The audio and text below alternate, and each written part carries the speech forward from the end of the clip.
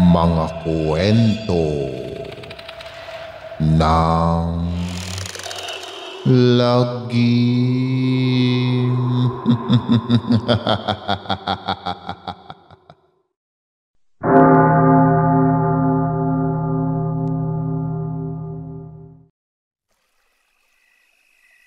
Kamusta na mga giliw naming tagapakinig? Pwede po kayong mag-comment kung nasang lugar kayo para ma-shoutout namin kayo at kung taga saan kayo. Maraming salamat mga giliw naming tagapakinig. Nagmulat ng mga mata ang 20 anyos na binatang nagngangalang Ernesto. Sa nanglalabong paningin ay nakita niyang nasa loob siya ng isang silid. Nakahiga siya sa puting kama. Kahit blurred pa ang paningin ay lumingalinga siya. Bigla siyang napabalikwas ng bangon nang mapagtantong silid iyon sa isang ospital. At lalo pa siyang nabigla nang makita sa pagbangon niya ay naiwan ang katawang lupa niya. Marami ring nakakabit sa kanyang aparato. Pilit niyang binalikan sa isip kung anong nangyari sa kanya, pero wala naman siyang maisip. Parang walang laman ang utak niya. Walang laman ng utak. Iyon ang paulit-ulit na pumasok sa utak niya. Ang boses ng tiyahin na laging nagsasabi sa kanya na wala siyang utak. Lumabas si Ernesto sa silid ng hospital. Nagulat pa siya nang hindi niya nahawakan ang sirdatura ng pinto. Sa halip, nagawa niyang maglagos na lang doon. Hindi alam ni Ernesto kung matatakot ba siya sa nangyari o dapat niya yung ikatuwa. Nagpatuloy siya sa paglalakad. Ikinondisyon ang utak na patay na siya. Isa na lang siyang kaluluwa. Makakasalubong niya ang nobyang si Agatha. Naglalakad ito sa pasilyo ng ospital. Siguro ay dadalawin siya. Tiyak na malulungkot ito kapag nalaman na patay na siya. Dala ng lungkot ay hinakap ni Ernesto ang nobya. Ngunit naglagos lang siya sa katawan nito at diretsong nayakap ang matandang janitor na kasunod ni Agatha sa paglalakad. Mabuti na lang at tumagos lang din siya sa katawan ng matanda. Sa huli ay ang sarili rin niya ang nayakap niya, ang malamig at tila usok na lang niyang sarili. Umiyak ng umiyak si Ernesto. Napansin niya na wala namang luha na lumalabas sa kanya. Kaya itinigil na lang niya ang pag-iyak. Sinundan ng tingin ang nobyang patungo sa room niya. Ayaw niyang makita ang eksena kung papaano nito iiyakan ang bangkay niya, kaya lumabas na lang siya ng ospital. Tinungo niya ang bahay nila kung saan tingin niya ay wala pang alam ang mga kasama niya sa bahay sa pagkamatay niya. Nakita niyang paalis ang tiyahin na si Tia Ana. Natigilan ito sa paghakbang at sinabi sa 3 anak na tila may nararamdaman daw siyang malamig na hangin. Sinigundahan naman iyon ng panganay na si Melba. Ngunit bigla ring sinabi ng tiyahin na parang ang bantot naman ng hangin na yun. Natawa ang pangalawa sa tatlong magkakapatid na si Moby. Paano raw hindi ba bantot nagpasingaw na naman ng utot ang bunso nilang kapatid na si Andoy. Ang buong akala ni Ernesto ay naramdaman ng mga kamag-anak ang presensya niya. Mula pa man nang sabay na mamatay sa aksidente ang mga magulang niya, ay ang tiya Ana na niya ang humukup-kup sa kanya. Pero hindi naging maganda ang trato nito sa kanya. Ginawa siyang alilang kanin. Gayunpaman, ipinagpapasalamat pa rin niya na kinupkup siya nito. May pagkain at bahay siyang nasilungan sa loob ng 10 taon mula nang maulila siya. Dahil kaluluwa na lang siya, nalaman niya ang saloobin ng mga kamag-anak niya sa kanya.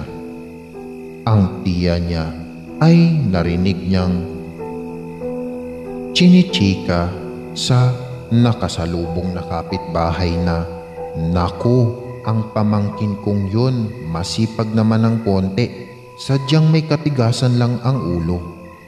Kahit pagsabihan kong huwag nang magmotor ay sige pa rin. Kaya ayun na aksidente." Nalaman niyang iyon pala ang dahilan kung bakit siya nasa ospital. Pero naalala rin niya na ang tiyahin mismo ang madalas mag-utos sa kanya na maningil ng mga pautang nito at siyempre gamit ang motor dahil malayo-layo ang bahay ng mga sinisingil niya. Ang pinsan niyang si Ate Melba, nalaman niyang ito pala ang nagnakaw ng jersey niya para ibigay sa boyfriend. Pinagbintangan pa niya si Moby. Si Moby naman, nakita niyang pumasok sa kwarto niya, binuksan ang drawer niya at inamoy-amoy ang brief niya. Muntik nang mapamura si Ernesto.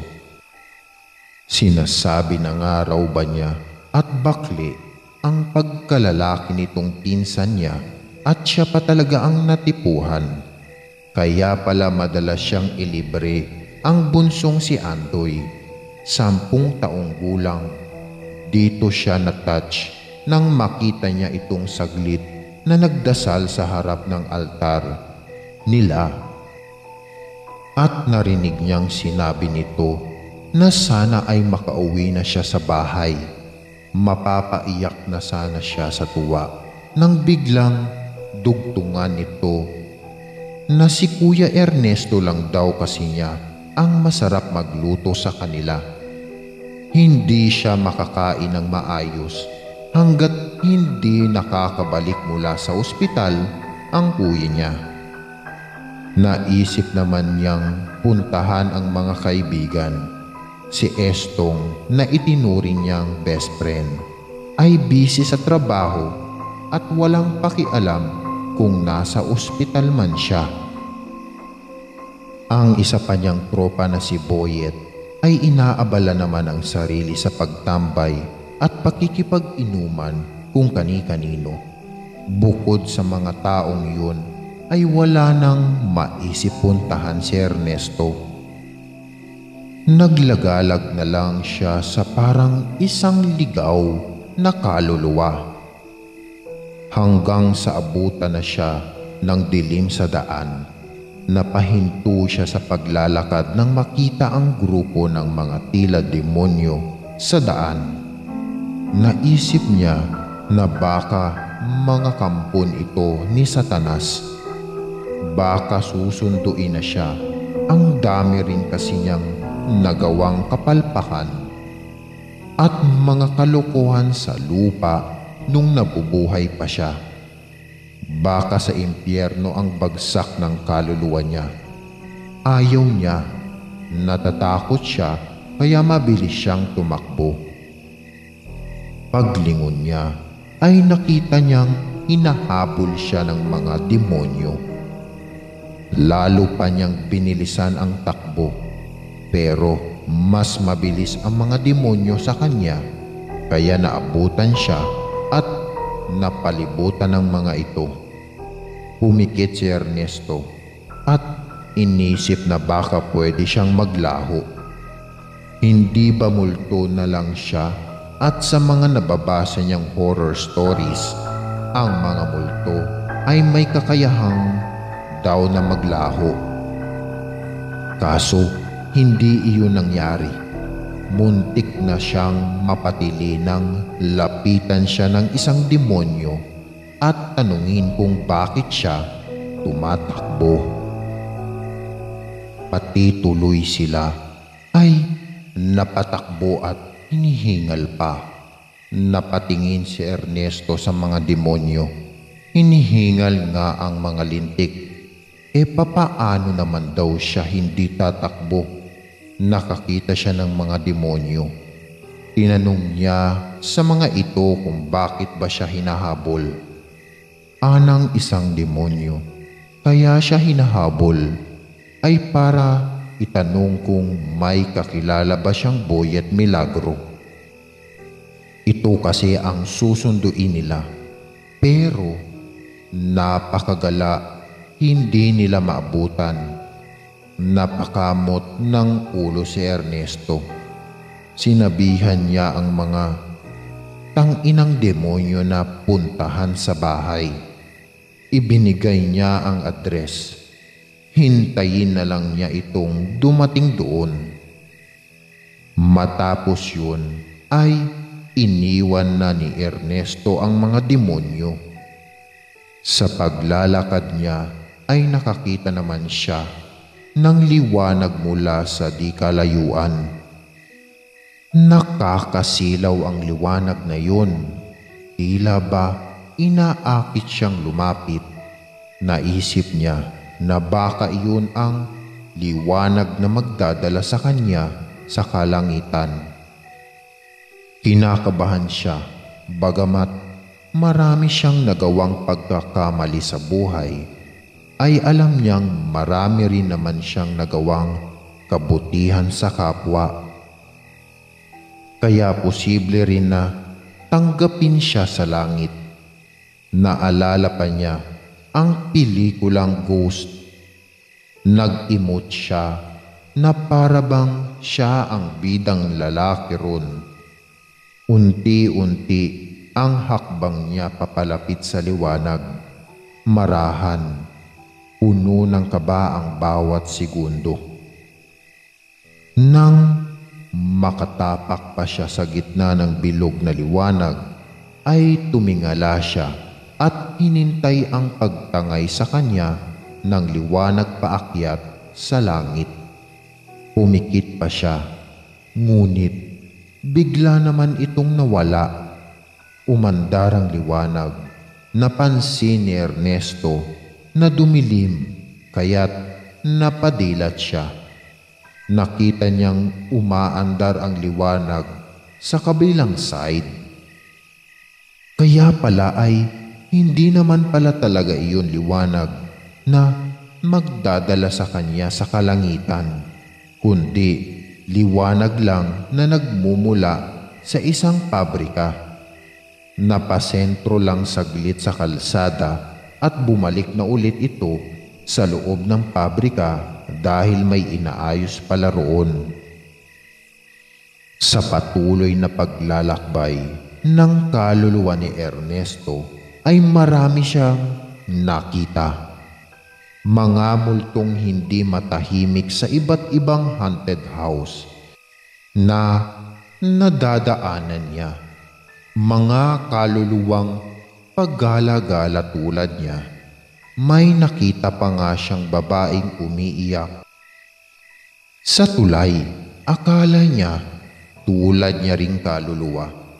Kakausapin niya sana. Kaso, totoo palang tao na may third eye. Nakita siya, kaya takot na nagtatatakbo. Nakakita rin siya na tila anghel na palipad-lipad sa kalawakan. Baka guardian angel, gusto sana niyang makipagkilala pero napayuko na lang siya. Baka kasi hindi siya pansinin. Lulugulugong bumalik ng hospital si Ernesto. Nadaanan niya ang morgue at nakita niyang nandoon ang girlfriend niyang si Agatha. May iniiyakan itong bangkay na balot ng puting kumot. Malamang siya na yun. Nasa morgue na ang katawang lupa niya, kaya hindi niya maiwasan na mapaiyak din. Pero napansin ulit niya na wala naman siyang luha, kaya huminto na lang siya sa pag-iyak at sinubukang yakapin ang namimighating nobya. Naramdaman naman ni Agatha ang malamig na hanging dumampi sa katawan niya. Sa takot ay nagmadali siyang tumakbo palabas ng morgue. Susundan sana ni Ernesto, kundi lang biglang may kung anong malakas na puwersa ang humatak sa kanya pabalik sa katawang lupa niya na nasa loob pa rin pala ng silid at wala sa morgue tulad ng iniisip niya. Pagmulat ng mga mata ni Ernesto, tabi niya si Agatha. Tuwang-tuwa namang makitang nagkamalay na siya. Takang-taka naman ang binata. Ang alam niya ay patay na siya. Kaluluwa na lang naglalakbay. Nakakita pa nga ng demonyo at liwanag ng mga multo at anghel. Nakita rin niya ang mga mahal niya sa buhay at nalaman ang saloobin nila sa kanya. Ikwinento niya lahat sa nobya. Sa huli ay natawa si Agatha. Ang iniiyakan niya raw sa morgue ay yung kaibigan niya na kamamatay lang sa ospital din na yun. Namatay ito sa sakit, pero si Ernesto nalagay man siya sa bingit ng kamatayan. Talaga raw umasa siya na mabubuhay pa ito dahil lagi niya itong ipinagdarasal. Bumababa pa siya sa chapel ng ospital at doon nananalangin ng taimtim para sa kaluluwa nito na sana ay maayos na makabalik sa sariling katawan.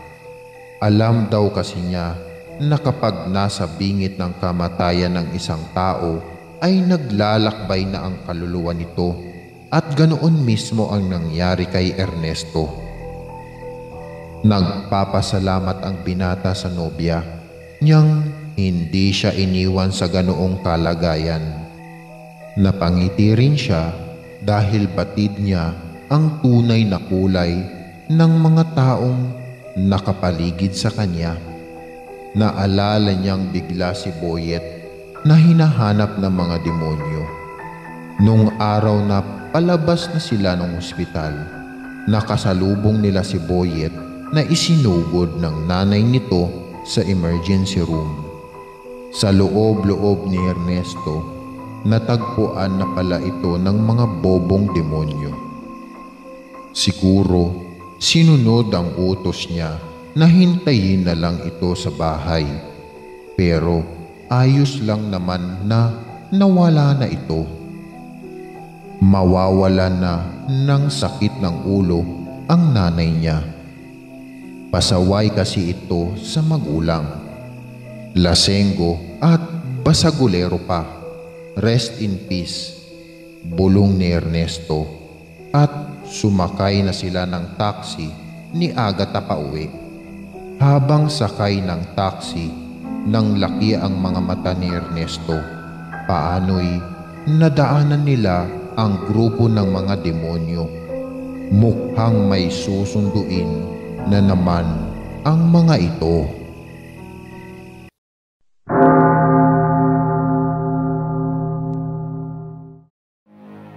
Maraming salamat mga giliw naming tagapakinig. Huwag po nating kalimutan mag-subscribe at mag-like ng ating channel para sa mga kwento ng lagi.